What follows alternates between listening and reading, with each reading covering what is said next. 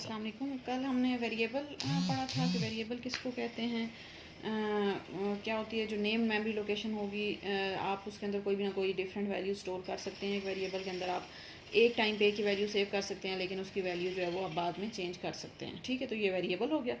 आज है variable declaration और इनिशियलाइजेशन, बहुत ही इंपॉर्टेंट है। शॉर्ट क्वेश्चन पूछे जाते हैं, ये हमेशा पेपर में आता है। What is variable declaration, discuss difference between variable declaration and initialisation. तो ये बड़ा इंपॉर्टेंट टॉपिक है आज वाला। ठीक है, अच्छा जी। वेरिएबल डिक्लेरेशन क्या होती है? The process of specifying the variable name and it's type. Declaration किसको कहते हैं कि जब भी आप ज़ाहिर प्रोग्राम के अंदर कोई भी वेरिएबल यूज़ करेंगे तो सबसे पहले तो आपको बताना पड़ेगा ना सी लैंग्वेज को कि जब ये यूज़र डिफाइंड वेरिएबल की बात हो रही है। ठीक है, हमने उस दिन पढ़े थे कि दो टाइप के होते हैं, एक यूज़र डिफाइंड होता है, एक स्टैंडर्ड। तो स्टैंडर्ड तो वो हो गया जो कीवर्ड्स हैं, जो कि पहले से डिफाइन है, उनको आपको डिफाइन करने की ज़रूरत नहीं है, ना ही उनको डिक्लेयर करेंगे आप, ना ही इनिशियलाइज करेंगे। तो ये जो अभी हम आगे जितना भी पढ़ेंगे सारा ये यूज़र डिफाइंड, यानी कि जो आप खुद से बनाते हैं उनको आपको डिक्लेयर और इनिशियलाइज करने की ज़रूरत होती है।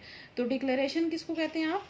The process of specifying the variable name and it's type. Variable का नाम आप रखते हैं, वेरिएबल नेम, और वेरिएबल की टाइप बताते हैं। कि एक तो आप बताएंगे डिक्लेयर कैसे करवाएंगे वेरिएबल को, उसका नाम बताएंगे और उसकी टाइप बताएंगे। ठीक है, अब program can have as many variables as needed, जितने मर्जी आप वेरिएबल बना सकते हैं एक प्रोग्राम के अंदर। ठीक है, C is strongly typed language. It means that all the variable must be declared before they are used. ये भी एक शॉर्ट क्वेश्चन आता होता है कि why C is called strongly typed language. Strongly typed language, कि हम C को strongly typed क्यों कहते हैं?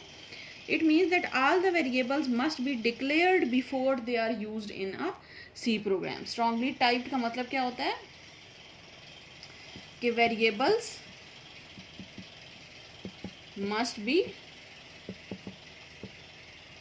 declared before using, कि आपने हमेशा जब भी C लैंग्वेज के अंदर कोई भी वेरिएबल आपने बनाना है तो पहले आपको उसको डिक्लेयर करना पड़ेगा। और डिक्लेयर कैसे करेंगे? उसका नाम लिखेंगे, उसकी टाइप बताएंगे। ठीक है, ये आप कैसे करते हैं हम आगे पढ़ते हैं। टाइप्स डिफरेंट होती हैं, ठीक है, वो भी हम आगे डिटेल में पढ़ेंगे। तो ये क्वेश्चन एक आ सकता है पेपर में कि why C is called strongly type language. तो आप इसका आंसर क्या लिखेंगे? क्योंकि सी लैंग्वेज के अंदर अगर आपने कोई भी वेरिएबल को यूज़ करना है तो पहले उसको डिक्लेयर करना पड़ेगा, यानी कि all variables must be declared before they are used in C language. ठीक हो गया। A variable can be declared anywhere in the program, जहाँ पे भी मर्जी आप डिक्लेयर करवा दें। ठीक है, लेकिन ये है कि उसके यूज़ करने से पहले, जहाँ पे वो यूज़ हो रहा है उससे पहले ही डिक्लेयर करवाना पड़ेगा। ठीक हो गया। अच्छा, नीचे इसकी सिंटैक्स पे आ जाएं, बीच वाली एक पैराग्राफ जो है उसको बेशक आप रहने दें। सिंटैक्स पे आ जाएं कि once a variable is declared its data type can not be change during the program execution. However, the value of variable can be changed. Data type आपने एक दफ़ा लिख दिया वो वही रहेगी, वैल्यू आप जो है वो मल्टीपल टाइम चेंज कर सकते हैं। अच्छा, इसका सिंटैक्स क्या होता है, कैसे आप ये वेरिएबल नेम और वेरिएबल टाइप लिखते हैं? पहले आप लिखते हैं, सिंटैक्स का मतलब है कि किस तरीके से आप, हमने पढ़े थे उस दिन सिंटैक्स एरर, हमने प्रोग्राम लिखने का भी सिंटैक्स पढ़ा है। तो सिंटैक्स का मतलब क्या होता है कि लिखने का तरीका। तो अब ज़ाहिर है वेरिएबल को आपने डिक्लेयर करवाना है तो सी लैंग्वेज के अंदर कोई ना कोई इसका मेथड है, ऐसे ही तो नहीं आप डिक्लेयर करवा सकते। तो सी लैंग्वेज के अंदर जब वेरिएबल को जो डिक्लेयर करवाने का तरीका है वो क्या है कि आप जो है वो पहले उसकी डाटा टाइप लिखते हैं और उसके बाद स्पेस दे के आप उसका वेरिएबल का नाम लिखेंगे। ठीक हो गया। कैसे लिखेंगे हम? वेरिएबल की पहले डाटा टाइप लिखेंगे, उसके बाद स्पेस दे के आप वेरिएबल का नाम लिखेंगे और आखिर पे सेमी कॉलन हमने पढ़ा था कि वेरिएबल सी लैंग्वेज के अंदर आप कोई भी स्टेटमेंट लिखते हैं तो आखिर पे सेमी कॉलन आपको लाजमी लगाना होता है। तो इसमें भी वही है कि आखिर पे आप क्या कर देंगे? सेमी कॉलन लगा देंगे। ठीक है।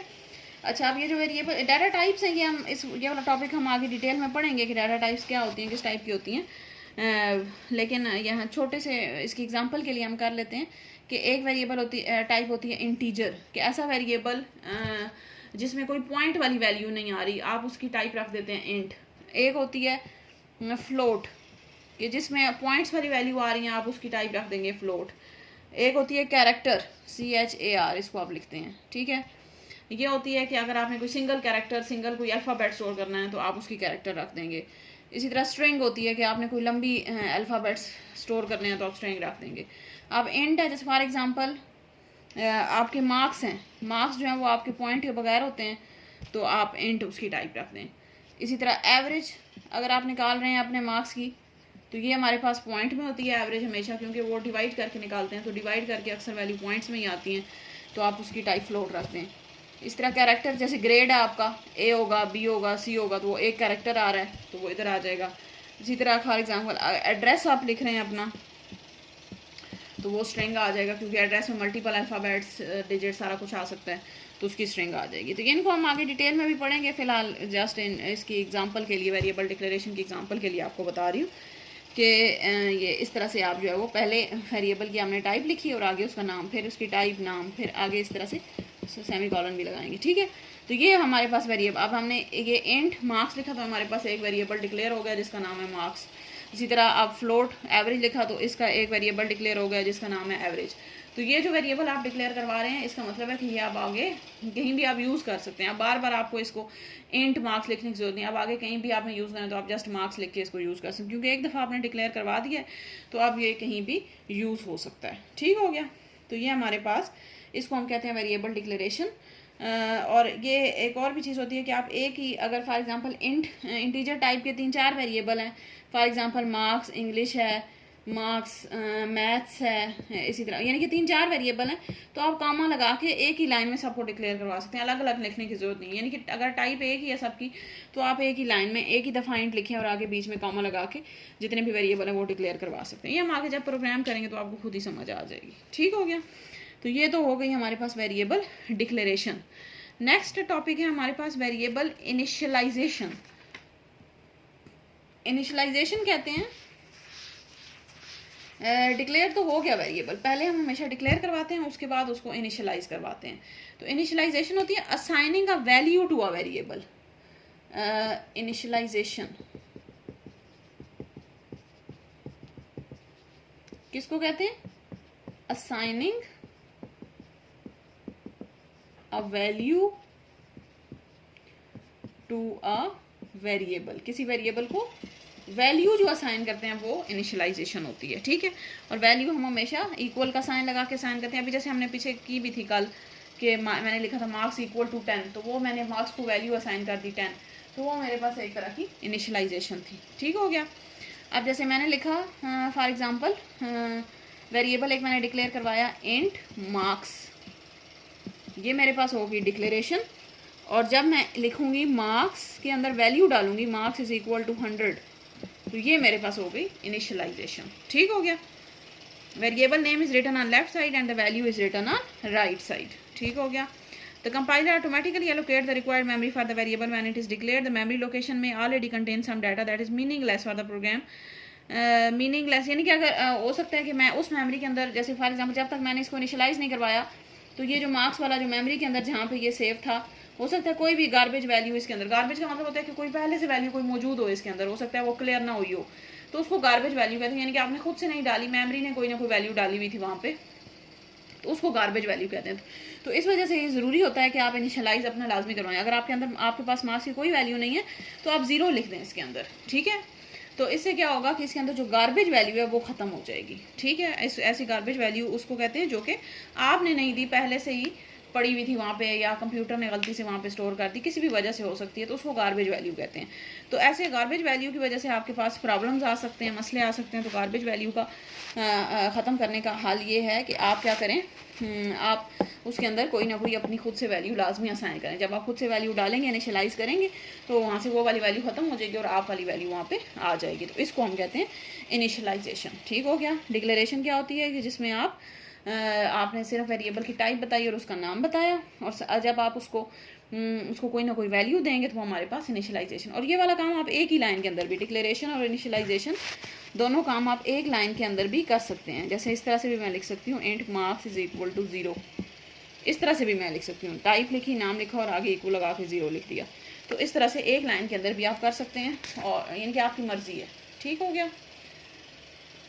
आगे सिंटैक्स वही है, टाइप नेम लिखा, वेरिएबल इक्वल टू वैल्यू। जैसे आप नीचे एग्जांपल्स दी हुई हैं, int n is equal to 100, int x is equal to 50, y is equal to 75, यानी कि एक ही लाइन के अंदर दो को भी कर सकते हैं। मैंने मार्क्स इज इक्वल टू 0, यहाँ पे मार्क्स दूसरा कोई और वेरिएबल बनाया 2 इज इक्वल टू 100, ठीक है। तो ये मैं इस तरह से भी कर सकती हूँ, ठीक हो गया।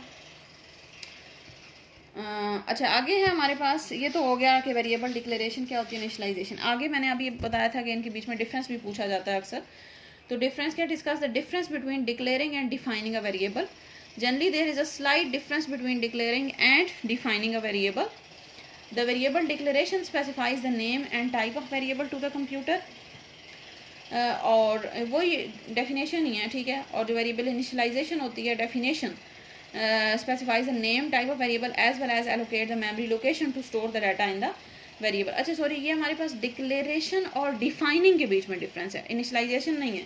तो इस वजह से डिक्लेरेशन तो वही हो गई कि आपने नेम और टाइप बताई है, और जो डेफिनेशन होती है वो क्या होती है कि नेम टाइप और साथ साथ आप उसको एक वेरिएबल के अंदर वैल्यू मेमोरी के अंदर उसको एक लोकेशन भी असाइन कर देते हैं, तो उसको डिफाइनिंग कहते हैं। तो ये हम अलग से खुद से नहीं करते, सी लैंग्वेज के अंदर ये जब आप डिक्लेयर करवाते हैं तो साथ ही वो डिफाइन भी हो जाता है, यानी कि उसको मेमोरी के अंदर जगह भी मिल जाती है। तो डिक्लेरेशन क्या होती है, टाइप और नाम बताना। डिफाइनिंग क्या होती है, टाइप नाम बताना और साथ उसको मेमोरी के अंदर जगह मिलना। और इनिशियलाइजेशन क्या होती है कि टाइप नाम बताना, मेमोरी के अंदर जगह बताना और साथ उसको एक वैल्यू भी असाइन कर देना। तो ये इन तीनों चीज़ों के बीच में डिफरेंस है जो कि आपको लाजमी पता होना चाहिए। सही हो गया। अच्छा नेक्स्ट भी छोटा सा टॉपिक ये कर लेते हैं कि write down the rules for naming variable. जो हमने पीछे भी पढ़े थे आइडेंटिफायर के नाम के रूल्स, वो थोड़े कम थे, यहाँ पे इन्होंने थोड़े ज़्यादा कर दिए हैं। वही चीज़ है कि आप वेरिएबल का कोई नाम अगर रख रहे हैं सी लैंग्वेज के अंदर तो उसके रूल्स क्या क्या होंगे। सबसे पहला वही है कि वेरिएबल में include letters, numbers and underscore, ठीक है। यानी कि एक वेरिएबल के नाम के अंदर लेटर आ सकता है, अंडरस्कोर भी आ सकता है और डिजिट भी आ सकता है, ठीक हो गया। उसके बाद है द फर्स्ट कैरेक्टर, ये हमने उधर भी पढ़ा था।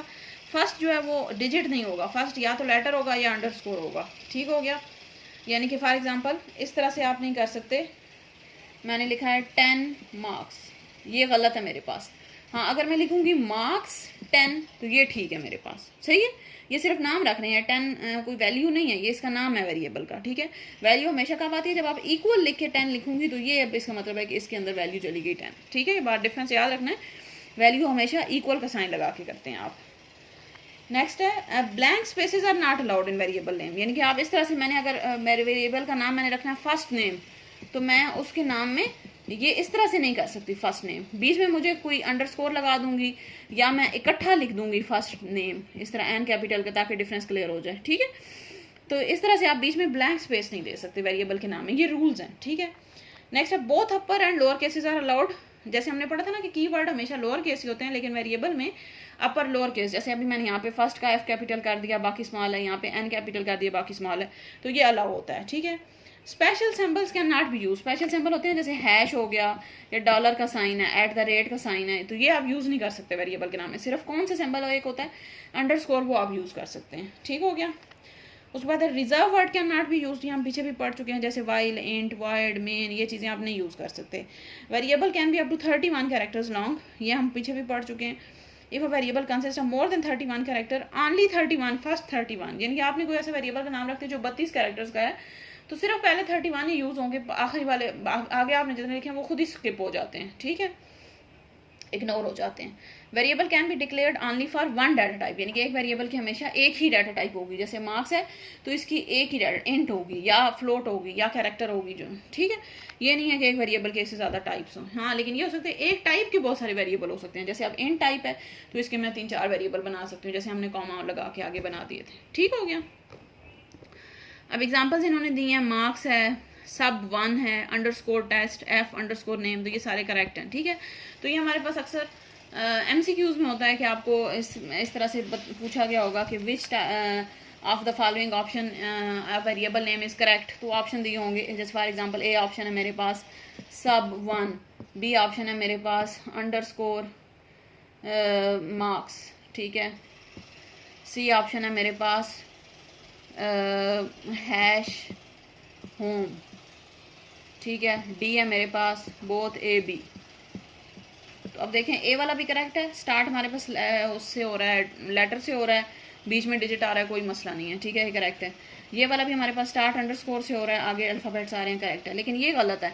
ये क्यों गलत है? क्योंकि इसमें हमारे पास अभी हमने बात की थी कि स्पेशल सिंबल्स हैश या डॉलर साइन या एट द रेट, इस टाइप की सिंबल, एक्सक्लेमेशन मार्क, वो यूज़ नहीं हो सकते, तो ये गलत है। तो इसका ये आंसर हो जाएगा। इस तरह के क्वेश्चन आते हैं पेपर में MCQs में कि वेरिएबल का नाम कौन सा करेक्ट है, तो उसमें आपको ये रूल्स पता होंगे तो आप नाम बताएंगे, ठीक है। और ये रूल्स कोई इतने मुश्किल भी नहीं है, आसान से ही रूल्स हैं, आसानी से आपको याद हो सकते हैं। ठीक हो गया। नेक्स्ट हमारा टॉपिक कॉन्स्टेंट वाला है, ये हम नेक्स्ट लेक्चर में कवर करेंगे। Thank you.